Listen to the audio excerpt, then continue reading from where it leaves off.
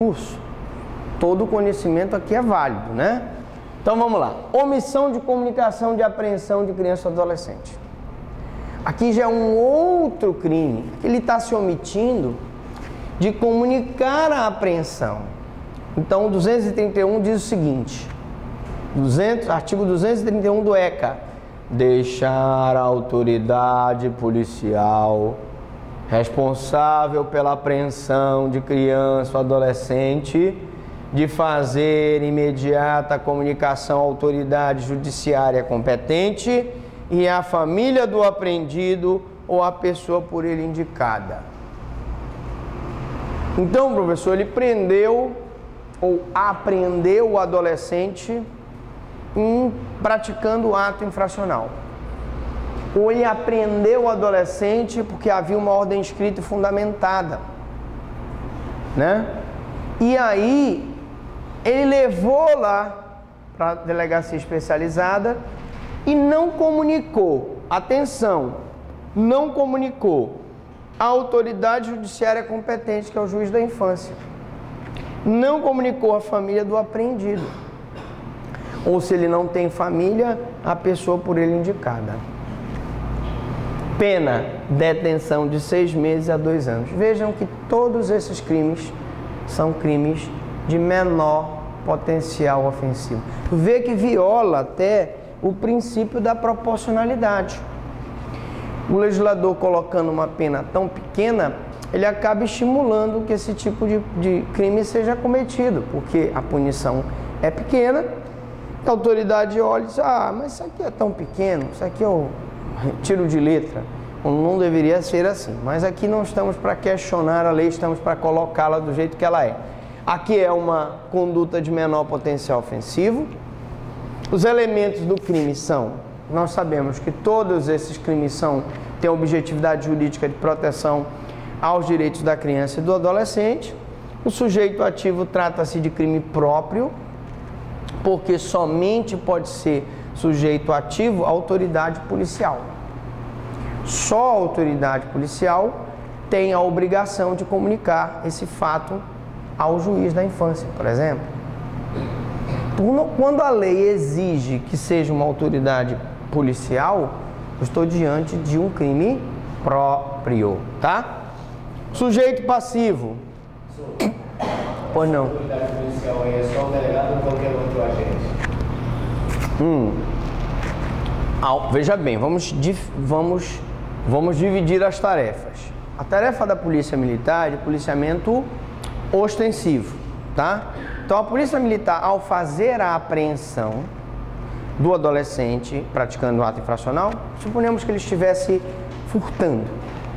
Ele pega esse adolescente e leva e apresenta na Polícia Civil. Quem normalmente comunica o fato é a Polícia Civil.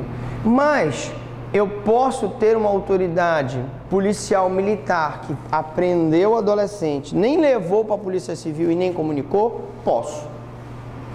Tá? Então é amplo, tá? Autoridade policial, civil ou militar. Sujeito passivo, a criança ou o adolescente. Também crime próprio. Ou seja, a lei exige uma qualificação especial. Tem que ser criança ou adolescente. Conduta. Trata-se de crime omissivo, omissivo próprio, omissivo puro, em que a omissão já consuma o crime, ou ele se omite, o crime está consumado, ou ele não se omite, há um indiferente penal, não há crime. Então não há tentativa, tá? Nós já sabemos que não há tentativa. O elemento subjetivo é o dolo, e aqui ele dolosamente, com a consciência do fato e a vontade de produzir o resultado, não comunica à autoridade aquela apreensão. Consumação com a mera omissão. Na hora que ele se omite, o crime está consumado. Na hora que ele não comunica, o crime está consumado. E a tentativa não se admite por tratar-se de crime omissivo. Sobre a consumação, gente, existem, para vocês que vão ser defensores ou advogados, sempre a defesa, né? A defesa vai dizer, por exemplo, aqui, que ele não comunicou por justa causa.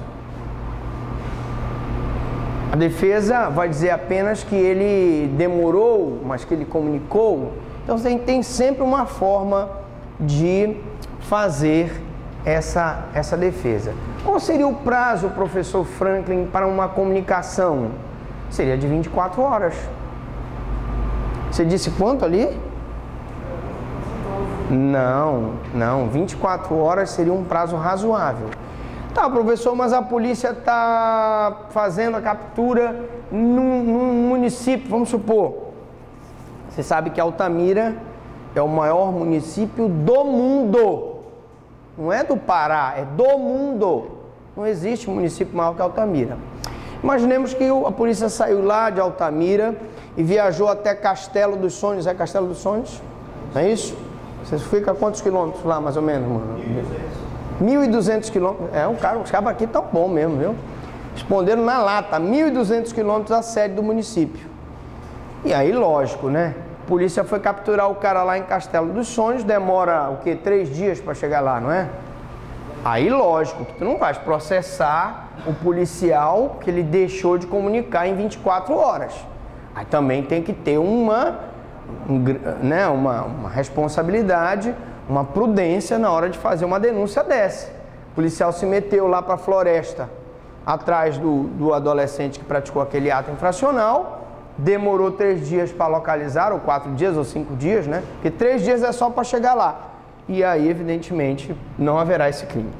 Então, por isso que eu digo que tem sempre uma forma de... Ainda a pena ainda é pequena, ainda sempre tem uma forma dele se defender dessa situação. Mas, de qualquer forma, já inibe um pouco. Ele sabe que ele pode responder se ele não comunicar. Tá bom? Vamos, então, para o próximo crime. Nós estamos vendo crimes praticados contra criança e adolescente, tudo que você queria saber sobre esse assunto e nunca teve coragem de perguntar. Vamos falar aqui sobre a submissão de criança ou adolescente a vexame ou a constrangimento. 232. Submeter criança ou adolescente sobre sua autoridade. E aí está direcionada à Polícia Civil, Polícia Militar, o juiz de direito, ao promotor de justiça, ao conselho tutelar, guarda, pessoa que tem a guarda, né? Guardião de fato de direito, né? Ou vigilância. Você é pai, você é mãe, você tem a função de vigilância sobre os teus filhos, né? A vexame ou a constrangimento. Ah, professor, quer dizer que se eu submeter o meu próprio filho a vexame ou constrangimento, eu posso ser enquadrado aqui? Pode. E a pena de detenção de 6 meses a 2 anos. Crime de menor potencial ofensivo. Tá? Veja que todos eles, até aqui não falei nenhum que não fosse de menor potencial ofensivo, né? Todos os crimes de menor potencial ofensivo. Por que, professor Franklin? Porque a pena máxima não é superior a 2 anos. E o que significa um crime de menor potencial ofensivo? Eu não apuro através de inquérito, eu apuro através de termo circunstanciado de ocorrência. O que é o termo circunstanciado de ocorrência? É o inquérito resumido. É o inquérito resumido. Você vai ouvir a vítima, vai ouvir as 2 testemunhas. O laudo pode ser um simples atestado médico, não tem aquela formalidade do laudo feito pelo IML. E no final você ouviu o acusado, não precisa fazer relatório, não precisa aquelas formalidades todas do inquérito, onde você coloca o boletim individual, os antecedentes, nada disso. É uma coisa rápida, vai para o juizado especial e no juizado especial nós vamos ter a possibilidade de composição civil, transação penal ou suspensão do processo de acordo com o rito sumaríssimo, né? A lei 9.099/95. A gente vai explicando, essa aula vai soltando as informações. Bom, sujeito ativo, qualquer pessoa que exerce a qualquer título, autoridade, guarda ou vigilância sobre a criança ou adolescente. Pode ser pai, mãe, tutor, curador, guardiões, empregadas domésticas, etc. Então nós estamos vendo aqui que a lei exige uma qualificação especial do sujeito ativo. Logo, é um crime próprio, tá? Sujeito passivo, a criança e o adolescente. Também se exige uma qualificação especial, então é um sujeito passivo próprio. Conduta: submeter significa sujeitar, subordinar. A vexame ou a constrangimento, né? O que seria um vexame? Você, por exemplo, não, aí bater, eu diria, por exemplo, você despir aquela criança em público, obrigar ela a tirar a roupa em público, seria um vexame. E um constrangimento, vocês lembram daquela história? Agora eu me lembrei, em que a Polícia Militar do Pará apreendeu aqueles adolescentes que estavam praticando ato infracional, colocaram aquela musiquinha, era um funk, né? Vocês lembram qual era a música? Alguém lembra? Era uma música engraçadinha, e aí eles que apontaram a arma para a galera e disseram: agora dança aí. E eles começaram a dançar lá. Até filmaram e depois colocaram na internet. O que é o constrangimento, gente? O constrangimento ilegal é você obrigar alguém a fazer ou deixar de fazer o que não está previsto em lei. Até o momento que a polícia apreende aqueles adolescentes que estão praticando ato infracional, tudo bem, estão cumprindo o dever dele. Mas aí, colocar a galera para dançar o Rupinol, para dançar o funk da Anitta, não pode, né, pai? Não pode.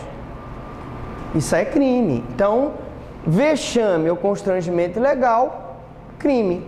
Elemento subjetivo: dolo, né? Consciência do fato e vontade de produzir o resultado. Consumação ou efetiva submissão da criança e do adolescente a vexame ou constrangimento ilegal.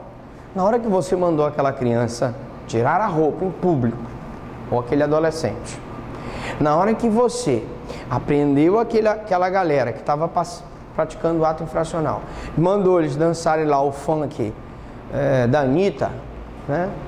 Tá fazendo o que? Sucesso? Aí, não sei lá. Você pratica o constrangimento, portanto você consuma esse crime aqui.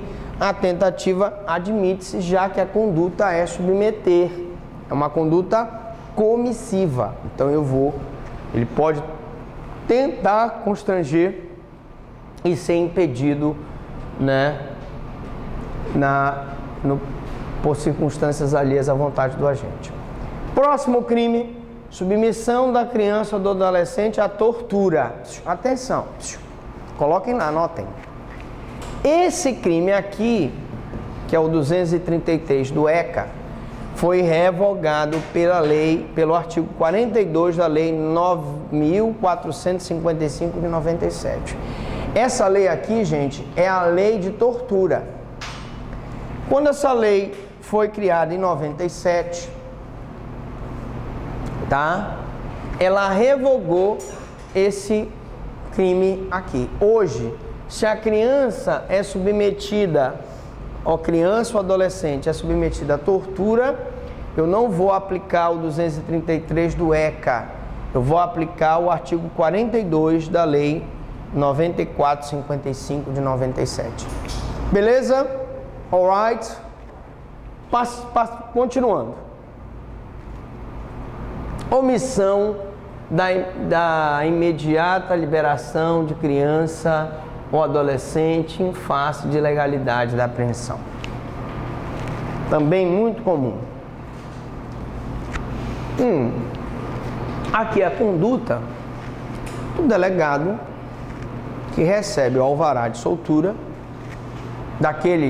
daquela criança ou daquele adolescente que foi apreendido e que não era para ser apreendido porque era ilegal, e ele então deixa de, sem justa causa, de ordenar a imediata liberação de criança ou do adolescente, tão logo tenha conhecimento da ilegalidade da apreensão. Se ele receber esse documento e ele não providenciar a liberação dessa criança ou desse adolescente, ele está praticando esse crime, previsto no artigo 234. Deixar a autoridade competente, sem justa causa, de ordenar a imediata liberação de criança ou do adolescente, tão logo tenha conhecimento da ilegalidade da apreensão. Queria fazer alguns esclarecimentos, gente. Deixar a autoridade competente. Preste bem atenção. Quem é a autoridade competente no âmbito da Polícia Civil para determinar essa soltura aqui? O delegado de polícia. Então, quem vai responder é o delegado de polícia. Porque o escrivão, se você for contratado como advogado de defesa do escrivão ou do investigador, ele vai dizer: epa, eu não sou autoridade competente. Autoridade competente é o delegado. Beleza? No âmbito da Polícia Militar, quem estiver na chefia daquele comando. E às vezes no interior está um sargento, às vezes está um capitão, às vezes, enfim, tem um coronel, enfim. Não é o cabozinho lá, não é a patente mais baixa, não. É o que está no comando, que é a autoridade competente, tá? Outra questão, tão logo. O que é esse tão logo, professor Franklin? Tão logo é imediatamente.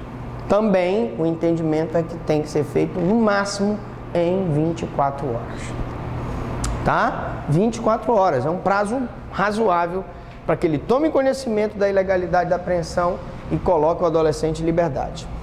Observação: da pena, detenção de 6 meses a 2 anos, também crime de menor potencial ofensivo. Quase todos eles, pena de detenção de 6 meses a 2 anos. Né? Oi.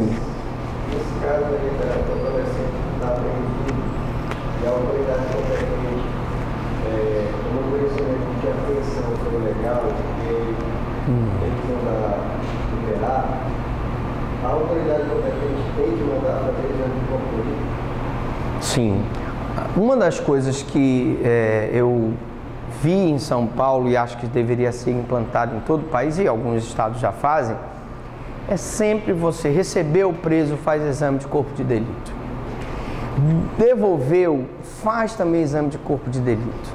Porque se o preso disser que foi torturado, aconteceu alguma coisa, você tem como provar. Você está com o exame lá, você mostra. Está entendendo? Então, era para ser feito sempre, mas infelizmente as nossas autoridades, nem quando recebem e nem quando entregam um preso, fazem o exame de corpo de delito. Tá bom? Bom, alguns autores admitem também como sujeito ativo o promotor de justiça. Né?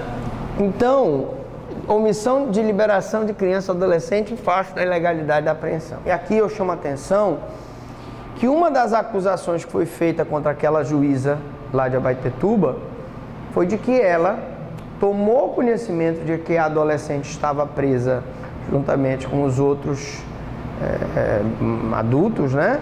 E que na carceragem, e que não tomou a providência para tirar aquela adolescente. É complicado, né? Bom, sujeito passivo a criança ou adolescente, sujeito passivo próprio. Conduta, trata-se de crime omissivo próprio. Então, repetindo, que é crime omissivo próprio é aquele cuja omissão faz parte do tipo. O omissivo impróprio ou comissivo por omissão é aquele que a omissão não faz parte do tipo. O crime traz um preceito cominatório, mas a consumação se dá pela omissão. Exemplo, a mãe que deixa de amamentar o filho, o guia alpinista que deixa os seus guiados, né, lá morrerem de frio no Everest, o cara que convida o outro para atravessar a Baía de Guajará a nado, ou o Rio Xingu, lá em Altamira a nado, e aí o cara dá: eu tô morrendo, não, te vira aí, morre aí. Ó, você convidou, você assume a responsabilidade. E lógico, nos crimes omissivos impróprios, o agente tem que ter o dever jurídico de impedir o resultado, tá? Só vamos soltando as informações devagarzinho. Então, nós vimos que é um crime omissivo próprio, a omissão faz parte do tipo, ele se omite de liberar a criança ou adolescente, né, sem justa causa. A autoridade competente abstém-se, esse sem justa causa. O que é esse sem justa causa? Se eu tivesse numa prova de OAB ou de concurso para classificá-lo, ele é, gente, o elemento normativo da conduta. Ele é o elemento normativo do tipo. O que é o elemento normativo? É aquele elemento em que o juiz faz um juízo de censura. Então, se ele tiver uma justa causa para não liberar o adolescente, ele não pratica crime. Vocês querem um outro exemplo de elemento normativo? No tráfico de drogas. Se a pessoa estiver importando uma substância entorpecente com a autorização da autoridade competente, ele pratica tráfico? Não. Os nossos laboratórios fazem isso. Eles estão o tempo todo importando e exportando substâncias que são consideradas drogas. Por exemplo, o bromazepam, que é o componente do Lexotan. Então, esse elemento normativo é importante, né? Um outro exemplo de elemento normativo, com o conceito de funcionário público.